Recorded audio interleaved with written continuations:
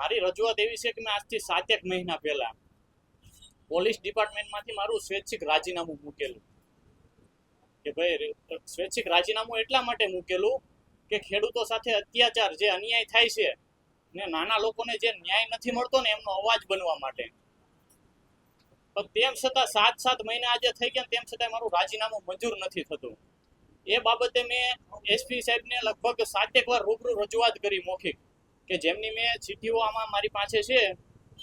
હરેક ચિઠ્ઠીમાં લખેલું છે કે મારું રાજીનામું મંજૂર કરવામાં આવે.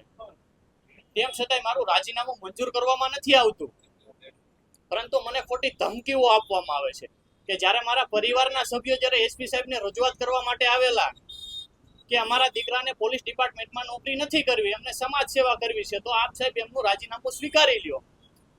તો ખરેખર મને ન્યાય આપીને મારું રાજીનામું સ્વીકારવું જોઈએ. મને કહેવાય કે આમ આદમી પાર્ટીની વિચારધારા ગમે છે, જે ભ્રષ્ટાચાર વિરુદ્ધ, કે જે યુવાનો સાથે જે અન્યાય થાય છે, ખરેખર એમને નોકરી મળવી જોઈએ ને ખરેખર પેપર ફૂટી જાય અને બીજાને મળી જાય છે. જે હંમેશા ખેડૂતો માટે અન્યાયને આંદોલન કરતા આવ્યા છે, એટલે હું એમની વિચારધારા સાથે જોઈન્ટ થવાનો છું.